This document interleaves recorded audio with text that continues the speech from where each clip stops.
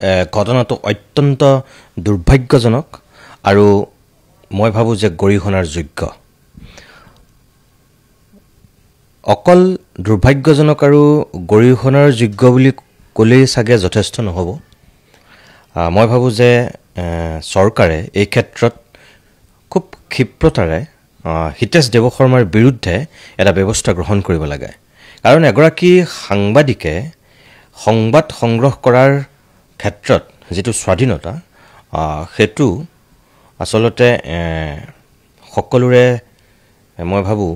জ্ঞাত যে কি পৰ্যায়ত কিমান কষ্ট কৰি তেওঁলোকে সেইখিনি ধৰি ৰাখিবলৈ চেষ্টা কৰে। তেনেকুৱা সময়ত হিতেশ দেৱশৰ্মাৰ নিচিনা এগৰাকী প্ৰাক্তন প্ৰশাসনিক বিষয়াই যদি ভৰিৰে মোহাৰে সেই নীতি নিয়ম আৰু তাৰপিছত যদি তেওঁ হত্যাৰ এক প্ৰকাৰ ভাবুকি দিয়ে, তাতকৈ আৰু মই ভাবোঁ চাগে আমাৰ অসমৰ সংবাদ জগতৰ কাৰণে দুৰ্ভাগ্যজনক আৰু বেদনাদায়ক কথা একো হ'ব নোৱাৰে। ভৱিষ্যতলৈ যাতে এনেকুৱা কোনেও সাহস নকৰে বা কোনেও যাতে এনেকৈ সাংবাদিক মানসিকভাৱে বিধ্বস্ত হ'বলগীয়া নহয়, তাৰ কাৰণে মই ভাবোঁ এটা দৃষ্টান্তমূলক পদক্ষেপ লোৱাটো খুব জৰুৰী। আৰু মইতো ভাবোঁ যে হিতেশ দেৱশৰ্মাক অচিৰেই চৰকাৰে গ্ৰেপ্তাৰ কৰক। ৰাণা ডেকাক তেওঁ ভাবুকি দিয়ে ক্ষান্ত হোৱা নাই। তেওঁ 8 বছৰীয়া শিশুটোৰ ক্ষেত্ৰতো তেওঁ যেনেকুৱাখিনি কথা কৈছে, মই ভাবোঁ যে নাজানো, মোৰ লাগিছে যে হিতেশ দেৱশৰ্মা সেই সময়ত বৰ সুস্থ অৱস্থাত নাছিল নেকি চাগে, মোৰ তেনেকুৱাও লাগিছে। কাৰণ ইমান এজন উচ্চ পদত থকা বিবেকবান ব্যক্তিয়ে তেনেকুৱা কথা আচলতে ক'ব পাৰেনে সুস্থ অৱস্থাত? মোৰ মনে কোৱা নাই যে তেওঁ সেইখিনি সময়ত সুস্থ হৈ আছিল। গতিকে যিয়ে নহওক, সুস্থ অৱস্থাতেই থাকক বা অসুস্থ অৱস্থাতেই থাকক, তেনেকুৱা কথা কেতিয়াও ক'ব নোৱাৰে। 8 বছৰীয়া শিশুটোৰ ক্ষেত্ৰত তেওঁ আওপকীয়াকৈ যিটো ভাবুকি দিছে, সেইটো কেতিয়াও সহ্য কৰিব পৰা কথা নহয়। সেইকাৰণে মই কৈছোঁ যে অসমৰ বৰ্তমানৰ চৰকাৰৰ মুৰব্বী, গৃহমন্ত্ৰীৰো দায়িত্বত থকা হিমন্ত বিশ্ব শৰ্মাই মই ভাবোঁ এই ক্ষেত্ৰত নিজেই এক কঠোৰ পদক্ষেপ লোৱাটো জৰুৰী। যদি সাংবাদিকসকলৰ জীৱনৰে যদি নিৰাপত্তা নাথাকে, তেনেকুৱা ক্ষেত্ৰত আৰু কেনেকৈ নতুন প্ৰজন্মটো সাংবাদিক হ'বলৈ সাহস কৰিব বা ওলাই আহিব? গতিকে এইটো কেতিয়াও আমাৰ গণতান্ত্ৰিক দেশ এখনৰ কাৰণে এইটো কেতিয়াও মানে গ্ৰহণ কৰিব পৰা কথা নহয়, মানি ল'ব পৰা কথা নহয়। মই ভাবোঁ যে আমি এক দৃষ্টান্তমূলক যদি শাস্তি এই ক্ষেত্ৰত চৰকাৰৰ ফালৰ পৰা দেখিবলৈ পাওঁ, তেতিয়াহে মই ভাবোঁ এক উচিত ন্যায় দিয়া নিচিনা এটা কথা হ'ব ৰাণা ডেকাৰ ক্ষেত্ৰত। চাওক, মুখ্যমন্ত্ৰী হিমন্ত বিশ্ব শৰ্মাই খুব বাকচাতুৰ্যৰে কিছুমান কথা বেলেগ ধৰণে লৈ যায় আৰু বিগত সময়ছোৱাত স্বয়ং মুখ্যমন্ত্ৰীয়েও অসমৰ সাংবাদিকসকলক, সংবাদ গোষ্ঠীৰ স্বত্বাধিকাৰীসকলক, একাংশ সাংবাদিকক কেনেধৰণৰ মন্তব্য কৰিছে সেয়া আমি দেখি আহিছোঁ। গতিকে আজি মুখ্যমন্ত্ৰীৰ সেই কথা বতৰাবিলাকেও আজি এই হিতেশ দেৱশৰ্মাৰ দৰে ব্যক্তিক ক'ৰবাত উৎসাহ দিছে নেকি, ক'ৰবাত সাহস পাইছে নেকি, সেইটোও আমি মন কৰিব লাগিব। গতিকে মই আগতেও কৈছিলোঁ যে মুখ্যমন্ত্ৰীয়ে সাংবাদিকসকলক অন্তত ৰাজহুৱাকৈ যিটো মৰ্যাদা, যিটো সন্মান, সেইটো দিয়াটো জৰুৰী অসমৰ ভৱিষ্যতৰ স্বাৰ্থত, দেশৰ গণতান্ত্ৰিক ব্যৱস্থাৰ স্বাৰ্থত। তেওঁ নিজেও যিহেতু কেতিয়াবা তেওঁক প্ৰশ্ন কৰিলে ওলোটাই তেওঁ সাংবাদিকক প্ৰশ্ন কৰে, কোন পেপাৰৰ, কোন চেনেলৰ, কোন মালিক, এইবিলাক আগতে কোনো মুখ্যমন্ত্ৰীয়ে এনেকৈ প্ৰশ্ন কৰা মই দেখা নাছিলোঁ। প্ৰথমগৰাকী মুখ্যমন্ত্ৰী হিমন্ত বিশ্ব শৰ্মা, যি সংবাদ গোষ্ঠীৰ মালিকৰ নাম বিচাৰে,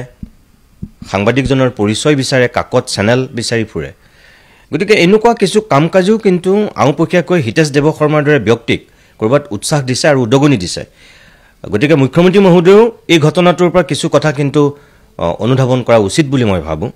কিছুমান কথা ক'ব নালাগে। আৰু যিয়ে নহওক, সেয়া মুখ্যমন্ত্ৰীয়ে হওক, সেয়া হিতেশ দেৱশৰ্মাই হওক, আন কোনোবা দল সংগঠনৰ মুৰব্বীয়ে হওক, বেয়াটো বেয়া, যিটো নিন্দনীয়, গৰিহণাযোগ্য, সেইটো আমি বেয়া বুলি ক'মেই, আৰু যিটো ভাল সেইটো আমি প্ৰশংসা কৰিম। গতিকে মই ভাবোঁ যে মুখ্যমন্ত্ৰী মহোদয়ে কৌশলেৰে বিষয়টো এৰাই চলিবলৈ যদি চেষ্টা কৰিছে হেতু আন এটা দুৰ্ভাগ্যজনক ঘটনা হ'ব আমাৰ কাৰণে মই আশা কৰিম তেখেতে এই ক্ষেত্ৰত সঠিক সময়ত সঠিক পদক্ষেপ ল'ব আৰু কোনো ধৰণৰ বৈষম্য তেখেতে এই ক্ষেত্ৰত নকৰিব মই থকা অৱস্থালৈকে অসমৰ মিয়াই অৰ্থাৎ মুছলিম সকলে শান্তি নাপায় ৰকিবুল হুছেইনৰ মিটিঙত গৈও শান্তি নাপাব গৌৰৱ গগৈৰ মিটিঙত গ'লেও শান্তি নাপাব আৰু জুবিন ক্ষেত্ৰত গ'লেও এই মিয়াসকলে শান্তি নাপাব এই কথাকাৰ অসমৰ মুখ্যমন্ত্ৰী আসনত উপবিষ্ট থকা এজন সন্মানীয় পাৰ্চন এজনে কৈছে মানে মুখ্যমন্ত্ৰী হিমন্ত বিশ্ব শৰ্মাই কৈছে এনেকুৱা ঘৃণাৰ কথা নকব ডাঙৰীয়া এনেকুৱা ঘৃণাৰ কথা আপুনি উচ্চাৰণ নকৰিব মই আপোনাক হকে দিছো অসম এখন জাতি জনগোষ্ঠী ধৰ্ম ভাষা নিৰ্বিশেষে গঠিত এখন অসম হয় এইখন অসমত সকলোৰে অধিকাৰ আছে যেনেকৈ আপুনি বৰ্তমান অসমৰ মুখ্যমন্ত্ৰী আপোনাৰ যিমান অধিকাৰ আছে যিমান আপোনাৰ ক্ষমতা আছে বাকি সকল আপোনাৰ ৰাজনৈতিকভাৱে আপোনাৰ ক্ষমতা থাকিবও পাৰে কিন্তু আপোনাৰ যিমান ক্ষমতা আছে যিমান অধিকাৰ আছে নহয় এই বাকি সকলেও হিন্দুৱে হওক মুছলিমে হওক খ্ৰীষ্টান হওক XYZ মিচিং হওক বড়ো কছাৰী হওক ফুকন হওক গগৈ হওক চুতীয়া হওক ইত্যাদি অসমত থকা সকলো জাতি জনগোষ্ঠীৰ অধিকাৰ কিন্তু আপোনাৰ নিচিনাই আছে আপুনি এটা সম্প্ৰদায়ক টাৰ্গেট কৰি অসমীয়াসকলক অসমৰ খিলঞ্জীয়াসকলক আপুনি বিপথে পৰিচালিত নকৰিব ৰাজনৈতিক মুনাফাৰ কাৰণে আপুনি বিপথে পৰিচালনা নকৰিব অসমৰ অসমীয়াসকলে বুজি পায় মিয়া কোন অসমীয়া কোন এটা কথা মনত ৰাখিব এই যে হিন্দু মুছলিমৰ খেলখন যে আপোনালোকে খেলি থাকে নহয় কেৱল মাত্ৰ সামাজিক মাধ্যমতে আপোনালোকে খেলিবলৈ সাহস পায় বাস্তৱিকভাৱে আপোনালোকে কিন্তু হিন্দু মুছলিমৰ খেলখন আপোনালোকে খেলিবলৈ সাহস নাই যেহেতু আপোনালোকে মুছলিমক ঘৃণা কৰে মিয়াক ঘৃণা কৰে নহয় আপোনালোকৰ বিশেষকৈ কৈছো বিজেপি নেতা মন্ত্ৰী সকলেহে মুছলিম প্ৰধান অঞ্চলবোৰত এই যে ভৰি মানে আঁঠু কাঢ়ি পেলাই আপোনালোকে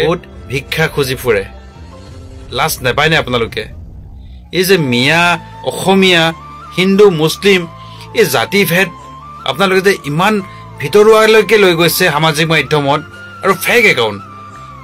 গোটেই ফেক একাউণ্ট সৃষ্টি কৰি বিজেপিয়ে জন্ম দিছে আটাইতকৈ সৰ্বাধিক মিয়াই 3টা ল'ৰা 4টা ল'ৰা জন্ম দিছে কিন্তু বিজেপিয়ে 10টা 15টা গায়পতি ফেক একাউণ্টছ বিজেপিৰ ফেক একাউণ্টছ সৃষ্টি কৰি আছে মেইন ডেঞ্জাৰ মানুহবোৰ হ'ল আপোনালোক বিজেপি নেতা মন্ত্ৰীসকল আপোনালোক এই অসাধু চক্ৰটোৰ নেতৃত্ব দিছে হিমন্ত বিশ্ব শৰ্মাই কাৰণ আমি বাৰে বাৰে দেখা পাইছো যে কিছুমান বিশেষ ব্যক্তিয়ে কিছুমান কাম কৰিলে তেওঁলোকৰ ওপৰত কোনো ধৰণৰ ব্যৱস্থা গ্ৰহণ কৰা নহয় আৰু সাংবাদিকক জীৱনৰ প্ৰতি এতিয়া তেওঁলোকক কোনো ধৰণৰ মূল্য দিয়া নাই এখন চৰকাৰ আমি বিভিন্ন সময়ত এই আক্ৰমণবিলাক দেখি আছো কিন্তু শেহতীয়া যেটো ঘটনা য'ত কেৱল সাংবাদিকজনেই নহয় তেওঁৰ কণমানি শিশুটোক ভাবুকি দিয়াৰ পিছতো মুখ্যমন্ত্ৰীয়ে হিতেশ দেৱ শৰ্মাক আজিলৈকে গ্ৰেপ্তাৰ নকৰিলে এটা 4 দিন হবৰ হ'ল এই 4 দিনত কোনো ধৰণৰ তেওঁৰ ওপৰত একশ্যন নললে বৰঞ্চ যেতিয়া সংবাদ মাধ্যমৰ সন্মুখত তেওঁ বক্তব্য ৰাখিছে বিভিন্ন ধৰণৰ তুলুঙা কথা কৈছে পিএছ লাগিব নেকি কিবা এই ধৰণৰ আৰু গোটেই বিষয়টো তেওঁ পাতলাব বিচাৰিছে ভাল সম্পৰ্ক কিবা কিবি এই ধৰণৰ কথা বতৰাবিলাক কৈ পেনে এতিয়া আমি দাবী জনাইছো ভাৰতৰ গণতান্ত্ৰিক যুৱ ফেডাৰেচনে ডিৱাইএফআইয়ে যে এই ধৰণৰ এই যে অসাধু চক্ৰটো একটা সুৰক্ষা দিবলৈ যত্ন কৰিছে কি স্বাৰ্থত হিতেশ দেৱ শৰ্মাক কি স্বাৰ্থত সুৰক্ষা দিবলৈ চেষ্টা কৰি আছে এই এনআৰচিৰ সৈতে গোটেই এনআৰচিৰ প্ৰক্ৰিয়াটোক অবাতে নিয়াৰ ক্ষেত্ৰত হিতেশ দেৱ শৰ্মাৰ এক ডাঙৰ ভূমিকা আছিল এই হিতেশ দেৱ শৰ্মাৰ লগত কি ধৰণৰ হলি গলি হিমন্ত বিশ্ব শৰ্মাৰ সেইকাৰণে আমি ভাবো হিমন্ত বিশ্ব শৰ্মাৰ তেওঁ সাংবাদিকৰ পক্ষত থিয় দিয়ক সাংবাদিকক ভাবুকি দিয়া হিতেশ দেৱ শৰ্মাক আৰু সাংবাদিকৰ এই ৰাণা ডেকাৰ সৰু কণমানি ল'ৰাটোক ভাবুকি দিয়া হিতেশ দেৱ শৰ্মাক তাৎক্ষণিকভাৱে গ্ৰেপ্তাৰ কৰক মুখ্যমন্ত্ৰী হিমন্ত বিশ্ব শৰ্মাই 2021 চনৰ যি নিৰ্বাচনী প্ৰচাৰ আছিলে তাত মহিলাবিলাকক আচলতে উদ্দেশ্যি তেওঁ কৈ আছিলে আপোনালোকৰ আচলতে ঋণ আছেনে নাই মাইক্ৰ' ফাইনেন্সৰ ঋণ আছেনে নাই বুলি সুধিবলৈ যায় জনসভাবিলাকত তাৰপাছত যদি আছে যেতিয়া মহিলাবিলাকে হাত দাঙি দিয়ে তেতিয়া মুখ্যমন্ত্ৰীয়ে কয় যে আপোনালোকে আৰু মাইক্ৰ' ফাইনেন্সৰ ঋণ দিব নালাগে সেই ঋণ বোলে হিমন্ত বিশ্ব শৰ্মাই দিব তেওঁ নিজৰ নামটো কয় মানে হা এইবাৰ বোলে বিজেপি চৰকাৰ মুখ্যমন্ত্ৰী হিমন্ত বিশ্ব শৰ্মাই যদি আপোনাৰ ইলেকশ্যনত জিকি আহে তেনেহ'লে আপোনালোকে কোনেও আচলতে এই মাইক্ৰ' ফাইনেন্সৰ ঋণ পৰিশোধ কৰিব নালাগে এই ঋণ পৰিশোধ কৰাৰ দায়িত্ব হিমন্ত বিশ্ব শৰ্মাৰ বুলি কৈছিলে আজি হিমন্ত বিশ্ব শৰ্মা ক'ত আছে আচলতে এই মহিলা মানুহবিলাকে আজি ধান কটাৰ সময়ত আপোনালোকে নিশ্চয় জানে এই মুহূৰ্তত মহিলাবিলাক পথাৰত ব্যস্ত ধান কটা কাম ইতিমধ্যে আৰম্ভ হৈছে এই মুহূৰ্তত তেওঁলোকে আচলতে গাঁৱৰ পৰা আহি আজি প্ৰতিবাদ কৰিবলগীয়া হৈছে গুৱাহাটীত আহি গতিকে এইটো অত্যন্ত দুৰ্ভাগ্যজনক কথা আৰু আপোনালোকে নিশ্চয় দেখা পাইছে মাইক্ৰ' ফাইনেন্সৰ যিবিলাক আচলতে কোম্পানী আছিলে সেই কোম্পানীবিলাকে সাংঘাতিক ধৰণৰ অত্যাচাৰ ইতিমধ্যে চলাইছে এতিয়া তেওঁলোকক চক্ৰবৃদ্ধি হাৰত আচলতে আপোনাৰ তেওঁলোকৰ যি ঋণ লৈছিলে ঋণৰ সুদ বঢ়াই দিয়া হৈছে আৰু সাংঘাতিক ধৰণৰ হাৰাশাস্তি আমাৰ এই মহিলাবিলাকৰ ওপৰত নমাই আনিছে আজি আপোনালোকে নিশ্চয় দেখিছে মাইক্ৰ' ফাইনেন্সৰ যিবিলাকে ঋণ লয় তেওঁলোকক শান্তিত থাকিবলৈ নিদিয়ে এই অশান্তি কোনে আনিলে এই মহিলাবিলাকৰ অশান্তিৰ পৰিৱেশটো কোনে আনিলে হিমন্ত বিশ্ব শৰ্মাই আনিলে তেওঁ নিজে দায়িত্ব লৈছিলে দায়িত্ব লোৱাৰ পাছত তেতিয়া পাহৰি থাকিলে তাৰ পৰিণতিত আজি মহিলাবিলাকে ভুগিবলগীয়া হৈছে তেওঁ মহিলাসকলৰ কথা কৈ থাকিলে কি হ'ব মহিলাবিলাক আজি দেখিছে হাজাৰ হাজাৰ গাঁৱৰ মহিলা আজি তিনিচুকীয়া আজি ডিব্ৰুগড় শিৱসাগৰ মেইন ষ্ট্ৰীম আমাৰ আছামিজ থলুৱা খিলঞ্জীয়া মহিলাবিলাকে আজি মুখ্যমন্ত্ৰী হিমন্ত বিশ্ব শৰ্মাক গালি পাৰিছে যে আপোনাৰ মাথাটো আছেনে নাই যে আপোনাৰ মনত থাকেনে নাই কথা বতৰাবিলাক আপুনি যে 21 চনত আমাক আচলতে মাইক্ৰ' ফাইনেন্সৰ ঋণ মাফ কৰি দিম বুলি প্ৰতিশ্ৰুতি দিছিলে আপুনি কিয় আজিৰ দিনটোলৈকে নিদিলে কিয় অত্যাচাৰ বাঢ়িছে মাইক্ৰ' ফাইনেন্স কোম্পানীবিলাকে কিয় অত্যাচাৰ কৰিছে আমাক সেই প্ৰশ্ন আজি ইয়াত আমাৰ মহিলাবিলাকে উত্থাপন কৰিছে গতিকে মুখ্যমন্ত্ৰী ডাঙৰীয়া এইবাৰ আপুনি মহিলাক লৈ ৰাজনীতি কৰিব নোৱাৰে মহিলাবিলাক ইতিমধ্যে বুজি পোৱা হৈছে আপুনি যিমান ব্লেকমেইল নকৰক কিয় মহিলাবিলাকে আজি স্পষ্ট কৰি দিছে আপোনাক বগৰাই দিব হিমন্ত বিশ্ব শৰ্মাক এইবাৰ বগৰাই দিম বুলি কৈছে মহিলাই যেতিয়া এই কথা কৈছে তেনেহ'লে সঁচাসঁচিকে এইবাৰ হিমন্ত বিশ্ব শৰ্মাৰ নিস্তাৰ নাপায় মানে বহুত মহিলা আজিৰ দিনটোত আচলতে মাইক্ৰ' ফাইনেন্সৰ কোম্পানীবিলাকৰ হাৰাশাস্তিৰ বলি হৈছে বহুতৰ ঘৰৰ পৰা আপোনাৰ টিমপাত খুলি লৈ যায় টিভি ফ্ৰিজ আপোনাৰ ফেন সকলোবিলাক উঠাই লৈ যায় আৰু আপোনালোকে জানে সেই মাইক্ৰ' ফাইনেন্স যিটো গোট থাকে গোটবিলাকৰ পৰা কেনেকুৱা প্ৰেছাৰ পায় গতিকে এই গোটেই মানে সমস্যাবিলাক যে সৃষ্টি কৰিলে সেইজন হৈছে হিমন্ত বিশ্ব শৰ্মাৰ সৃষ্টি কৰা এইটো সমস্যা এটা বেলেগ মানুহে কৰা নাই এতিয়া মহিলাবিলাকে কৈছে যে আমাৰ দায়িত্ব আপুনি নোলোৱা হ'লে আমিতো নিজে মাৰিলোহেঁতেন আপুনি দায়িত্ব লৈ 4 বছৰ কিয় পাৰ কৰাই দিলে এতিয়াতো আপুনি পাহৰি থাকিলে প্ৰথমতে প্ৰতিশ্ৰুতি দিব তাৰ পাছত আপুনি নজনা মানুহৰ নিচিনা ভাও দি থাকিলে কোনোৱে বিশ্বাস কৰিব নেকি নহ'ব সেই কথা স্পষ্ট কৰি দিয়া হৈছে অতি শীঘ্ৰে প্ৰতিটো আচলতে মাইক্ৰ' ফাইনেন্স যিবিলাক কোম্পানী আছে তেওঁলোকক কণ্ট্ৰল কৰিব লাগিব আৰু মহিলাৰ ওপৰত যি ধৰণৰ হাৰাশাস্তি কৰিছে বন্ধ কৰিব লাগিব আৰু যিবিলাক মহিলাই এতিয়া ঋণ পৰিশোধ কৰিব পৰা নাই সেইটোৰ দায়িত্ব হিমন্ত বিশ্ব শৰ্মাৰ তেওঁ ঋণ ল'বলৈ দিছিলে আৰু ঋণ মৰাৰ দায়িত্ব তেওঁ নিজে গ্ৰহণ কৰিছিলে গতিকে সেই কথা আমি সকীয়াই দিছোঁ বিধানসভা চলি আছে আৰু 2-3 মাহ আছে 3 মাহৰ পাছত ইলেকশ্যন হ'ব তাৰ পাছত কিন্তু উচিত প্ৰত্যুত্তৰ পাই যাব সেই কথাটো স্পষ্ট কৰি দিছোঁ মিয়া শব্দটো চাবলৈ গ'লে জ্বলা দিয়া চানাৰ নিচিনা এফালে সোৱাদ ল'বলৈ নেৰে আৰু আনফালে জ্বলা বুলি চিঞৰি থাকে জ্বলা চানাৰ লগত তুলনা কৰিব লাগিব মিয়া শব্দটো আৰু মুছলমান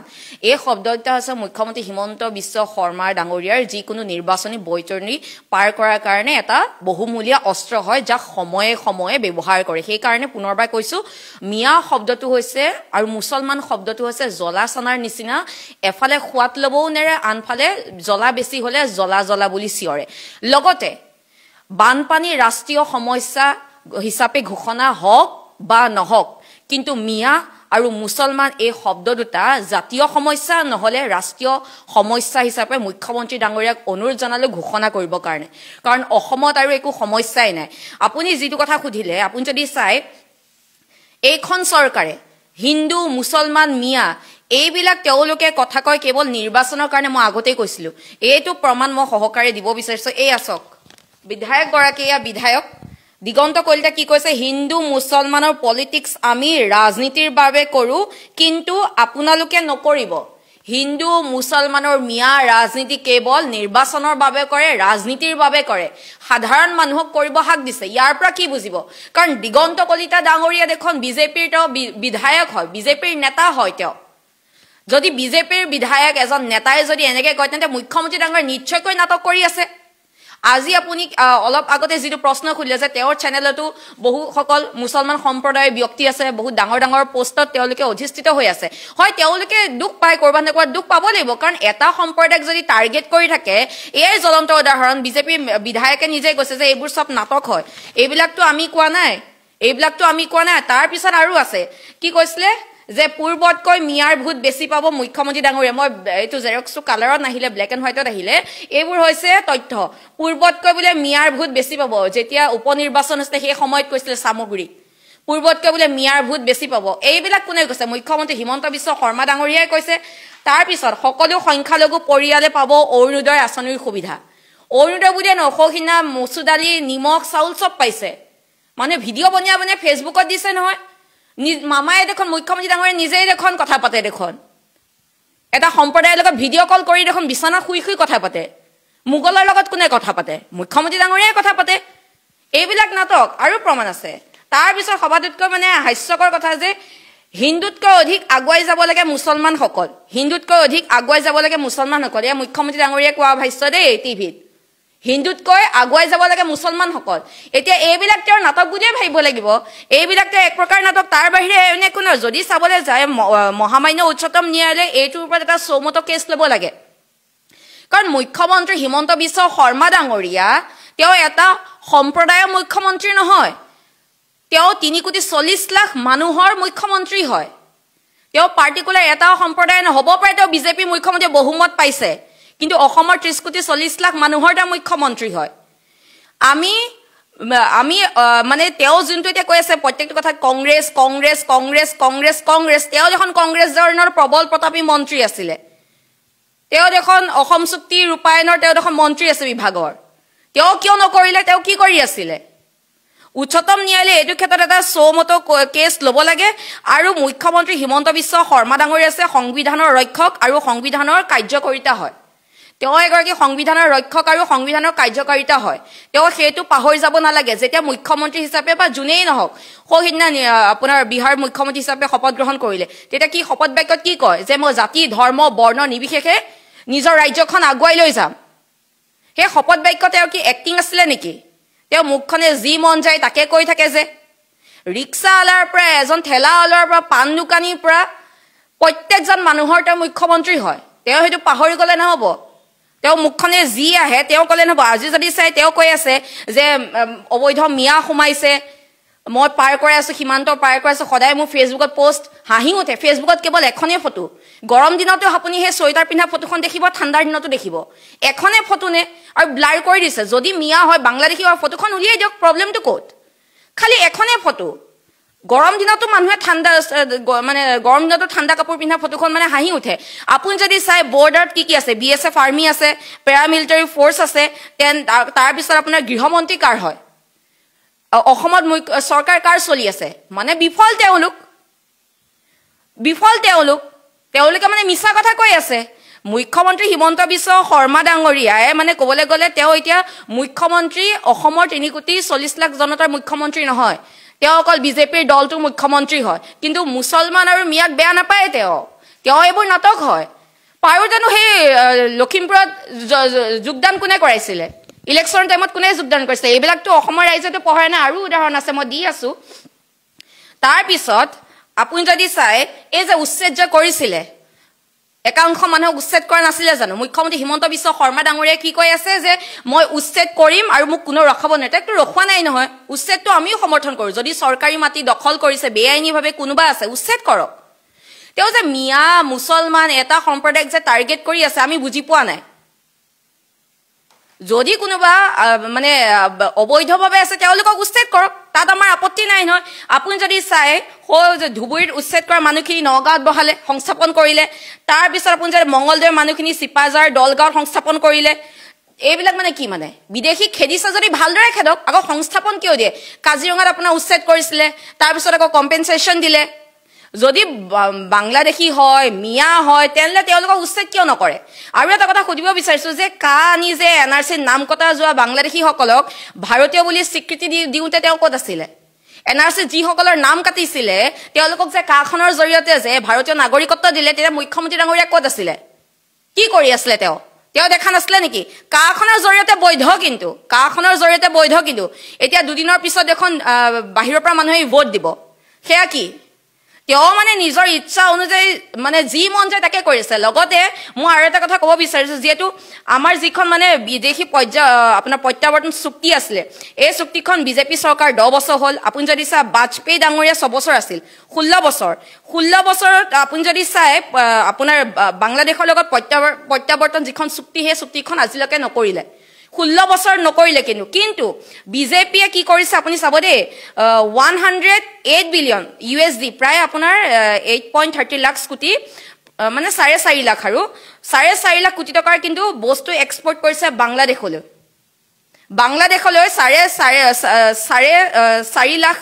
4 লাখ আপোনাৰ কোটি টকাৰ আপোনাৰ যদি চাই বস্তু এক্সপৰ্ট কৰিছে বাংলাদেশলৈ। কিন্তু বাংলাদেশৰ লগত ভাৰতৰ প্ৰত্যাৱৰ্তন চুক্তিখন এতিয়ালৈকে বিজেপি চৰকাৰে নকৰিলে। মানুহ ইমান মূৰ্খ নহয়। আপুনি যদি চাই টোটেল 15 বছৰত যদি চাই কেইখন চুক্তি কৰিছে জানে বাংলাদেশৰ লগত ভাৰতে? 93খন চুক্তি কৰিছে। কিন্তু আজিলৈকে এই যে ভাৰত আৰু বাংলাদেশৰ দ্বিপাক্ষিক যিখন চুক্তি আছিলে প্ৰত্যাৱৰ্তন চুক্তি, সেইখন কিন্তু আজিলৈকে নকৰিলে। 93খন চুক্তি কৰিলে, বাংলাদেশলৈ বস্তু গৈ আছে আমাৰ, কিন্তু এই আপোনাৰ প্ৰত্যাৱৰ্তন চুক্তিখন কিয় কৰা নাই আমি জানিব বিচাৰিছোঁ। লগতে মুখ্যমন্ত্ৰী হিমন্ত বিশ্ব শৰ্মা ডাঙৰীয়াই কি কৈছিলে যে মই থকালৈকে মই মুখ্যমন্ত্ৰী হয় আৰু মই তেতিয়ালৈকে শান্তিত নাথাকোঁ যেতিয়ালৈকে মই একাংশ মানুহক মই খেদিব নোৱাৰোঁ। মোৰ কামেই সেইটো। মুখ্যমন্ত্ৰী হিমন্ত বিশ্ব শৰ্মা ডাঙৰীয়াক মানে অসমৰ জনতাই অকল এটা জাতিক খেদিবৰ কাৰণে মানে মুখ্যমন্ত্ৰী বনাইছে। যদি অবৈধভাৱে আছে খেদক ন, যে NRCত যে চিনাক্ত হোৱা 19 লাখ বিদেশী খেদাৰ বাবে যে কাৰ্যসূচী হাতত লৈছিলে, এইবিলাক কি হ'ল জানিব বিচাৰিছোঁ। কাৰণ 15 বছৰত তেওঁ কি কৰিলে? তেওঁতো অসম চুক্তিৰটো আপোনাৰ যদি চাই আপোনাৰ অসম চুক্তিৰ ৰূপায়ণত তেওঁতো দায়িত্ব আছিলে, মন্ত্ৰী আছিলে এটা বিভাগৰ। কি কৰিলে তেওঁ? কেৱল এতিয়া যদি চাই হাঁহি দিব, বাংলাদেশ চৰকাৰৰ লগত কোনো ধৰণৰ বিদেশী প্ৰত্যাৱৰ্তন চুক্তি নকৰিলে, মানে আমাৰ নিজৰ ঘৰৰ ভিতৰতে ইটো চুবুৰীৰ পৰা সিটো চুবুৰীৰ খেদি থকাকে মানে তেওঁ কি কৈছে বিদেশী বহিষ্কাৰ কৰা বুলি কৈ আছে। আজি নগাঁৱত খেলিলে যদি ক'ৰবাত দলগাঁৱত বহাব, দলগাঁৱত খেদিলে যদি চিপাঝাৰত বহাব, এইটোৱে তেওঁৰ কাৰণে মানে বিদেশী খেদা। আৰু ফেচবুকত ডাঙৰ ফটো একেখন ফটোকে মানে লগাই থাকিব। মানে হাঁহিলে আচৰিত লাগে। তেওঁ কি কৈছিলে যে এইটো কি মানে তেওঁ বাংলাদেশীক খেদি আছে, মিয়াক খেদি আছে, খেদক, আমি ভাল পাইছোঁ। কিন্তু তেওঁ কিছুদিনৰ আগতে কৈছিলে যে অসমত বোলে 1 কোটি বাংলাদেশী আছে। তেওঁ কৈছিলে দেই 11 বছৰ তেওঁ আছে, 11 বছৰ তেওঁ মানে গম পালে যে 1 কোটি বাংলাদেশী আছে। তেওঁ কি কৰি আছিলে? এতিয়ালৈকে কেইটা বাংলাদেশী খেদিলে? 26টা খেদিলে টোটেল, কেৱল 26টা। তেওঁৰ দিনত 6টামান আৰু সোণোৱালৰ দলত আপোনাৰ 20টামান, টোটেল 26টা বাংলাদেশী খেদিছে। আমাৰ ওচৰত তথ্য আছেতো, মাত্ৰ 26টাহে খেদিলে নে? মানে আচৰিত লাগে। 25টা বছৰ তেওঁ ক্ষমতাত থাকিলে, তাৰপিছত আপোনাৰ যদি অসম চুক্তি ৰূপায়ণ বিভাগৰ মন্ত্ৰী হৈ থাকিওতে কি কৰিলে? বাংলাদেশীক খেদিব নোৱাৰিলে। আৰু মুখ্যমন্ত্ৰী হিমন্ত বিশ্ব শৰ্মা ডাঙৰীয়াই কি কৈ আছে যে মোৰ মানে মই মুখ্যমন্ত্ৰী হয়, মোৰ দায়িত্ব মিয়া খেদা, মুছলমানক অত্যাচাৰ কৰা মোৰ দায়িত্ব হয়। ঠিক আছে, কোনোবা যদি অবৈধভাৱে আছে আমি পুনৰবাৰ কৈছোঁ খেদক, তাত আমাৰ আপত্তি নাই। কিন্তু এজন মুখ্যমন্ত্ৰী হিচাপে তেওঁৰ দায়িত্ব কি হ'ব লাগিছিলে? গৰু চোৰক ধৰা, যিবিলাকে অবৈধভাৱে মাটি বহিৰাগত আহি পেলাই কোনোবা মন্ত্ৰীয়ে ট্ৰাইবেল বেল্টৰ মাটি ল'ব, সেইবিলাকৰ ওপৰত একশ্যন লোৱাৰ কাম কৰিব লাগিছিলে। আমাৰ অসমৰ প্ৰাণৰ আমাৰ যোনটো সম্পদ হয় জুবিন গাৰ্গ ডাঙৰীয়া, ন্যায় ক্ষেত্ৰত ক্ষিপ্ৰতাৰে কাম কৰিব লাগিছিলে। অসমীয়া স্কুল বন্ধ হৈ গৈছে, সেইবিলাক খোলাৰ ব্যৱস্থা কৰিব লাগিছিলে। মদৰ দোকান বন্ধ কৰিব লাগিছিলে। লাইচেঞ্চবিলাক যে দি আছে সেইবিলাক বন্ধ কৰিব লাগিছিলে। শিক্ষকসকলৰ সমস্যা তেওঁ তাৰ ওপৰত মাত মাতিব লাগিছিলে। তাৰোপৰি যদি চাই এই যে টিহুৰ নামটিত মৌজাত কাৰোবাৰ মাটি আছে, তাৰপিছত আকৌ বাজানিত কাৰোবাৰ মাটি আছে, নলবাৰীত মাটি আছে, তেজপুৰত মাটি আছে, এইবিলাক যে মাটি আছে কোনোবা মন্ত্ৰীয়ে যে লৈ আছে বিঘাই বিঘাই মাটি, কাৰোবাৰ পত্নীয়ে 50 লাখ টকা ৰাজ সাহায্য পাইছে, এইবিলাকৰ ওপৰতহে তদন্ত কৰিব লাগিছিলে, ক'ব লাগিছিলে যে মোৰ মুখ্যমন্ত্ৰী হিচাপে অসমৰ, মই যিহেতু মুখ্যমন্ত্ৰী, মই সাংবিধানিক পদত আছো, মোৰ দায়িত্ব যে অসমৰ মাটি যদি কোনোবা মন্ত্ৰী বিধায়কে লৈছে, কোনোবা যদি গৰু চোৰৰ লগত জড়িত আছে, এইবিলাক মোৰ তদন্ত কৰা দায়িত্ব। আৰু মই থকালৈকে কোনো গৰু চুৰ কৰিব নোৱাৰিব, মই থকালৈকে কোনো মাটি চুৰ কৰিব নোৱাৰিব, মই থকালৈকে কোনো EVM হেক কৰিব নোৱাৰিব, মই থকালৈকে বহিৰাগত আহি ভোট দিব নোৱাৰিব, মই থকালৈকে অসমীয়া স্কুল বন্ধ হ'ব নোৱাৰিব, মই থকালৈকে অসমৰ ল'ৰা ছোৱালীয়ে স্কুল এৰা হাৰ কমিব লাগিব, মই থকালৈকে অসমৰ স্বাস্থ্যখণ্ড ভাল হ'ব লাগিব। তেওঁ উল্টা বোলে মই মুখ্যমন্ত্ৰী হৈছো এটা জাতিক খেদিব, এটা সম্প্ৰদায়ক খেদিবৰ কাৰণে, মোৰ কামে হয়, মই সেইটো কাৰণে মুখ্যমন্ত্ৰী হৈছো। মানে ভাবিলে আচৰিত লাগে। সেইকাৰণে ক'ব বিচাৰিছো যে বানপানী, শিক্ষা, স্বাস্থ্য এইবিলাক সমস্যা হওক বা নহওক, বানপানী ৰাষ্ট্ৰীয় সমস্যা হিচাপে ঘোষণা কৰক বা নকৰক, কিন্তু মিয়া মুছলমান এইবিলাক জাতীয় বা ৰাষ্ট্ৰীয় সমস্যা হিচাপে ঘোষণা কৰিব লাগে। কাৰ সাহসত এওঁলোকে আজি মুখ্যমন্ত্ৰী মহোদয়, অসমৰ মুখ্যমন্ত্ৰীক ইমান বেয়াকৈ ক'বলৈ সুবিধা পালে? আপোনালোকে হয়তো সকলোৱে ধৰিব পাৰিছে। তেওঁ নিজৰ কাৰণে, মুখ্যমন্ত্ৰী মহোদয় নিজৰ মুখৰ কথাৰ কাৰণে আজি তেওঁক সাধাৰণ জনতাই, সাধাৰণ মানুহে আজি তেওঁক মুখত কথা ক'ব পৰা হৈছে। কাৰণ তেওঁৱে নিজৰ অসমৰ মুখ্যমন্ত্ৰী হয়, তেওঁৱে নিজৰ স্বাৰ্থৰ কাৰণে যি টি কথা কৈ থাকিব, সকলোৱে কিন্তু বুজি পাই আছে, সকলোৱে দেখি আছে, জানি আছে। যিসকলে সংবাদ মাধ্যমৰ আগত নিজৰ মনৰ কথাখিনি প্ৰকাশ কৰিবলৈ ওলাই আহিছে, প্ৰতিবাদত নামি পৰিছে, অকল তেওঁলোকে যে অকল জুবিন অনুৰাগী, তেওঁলোকে যে প্ৰতিবাদত নামিছে, তেওঁলোকে যে অকল ৰাইজৰ হকে মাত মাতিছে, তেনেকুৱা নহয়। কেমেৰাৰ আঁৰতো, মোবাইলৰ ভিডিঅ' কেমেৰাৰ আঁৰতো কিছু সংখ্যক লোক লুকাই আছে, যিসকলে সকলোখিনি দেখি আছে, চাই আছে, কিন্তু সামাজিক মাধ্যমৰ আগত ওলাই অহা নাই। সকলোৱে দেখি আছে লাহে লাহে কেনেকুৱা গতিলৈ গৈ আছে, পৰিস্থিতি কেনেকুৱা হ'বলৈ গৈ আছে, ৰাজনীতি কেনেকুৱা ধৰণৰ চলিছে, জুবিনদাই ন্যায় লৈ পিনি, বেলেগ কাৰণতো সমাজৰ পৰিৱেশ পৰিস্থিতিক লৈ পিনি সকলোৱে বুজি আছে। লাহে লাহে সকলো ৰাইজৰ আগলৈ ওলাই পৰিছে, সকলোৱে বিচাৰিছে জুবিনদাই সোনকালে ন্যায় পাওক, ৰাজনীতি নকৰিব অকল জুবিনদাক লৈ পিনি।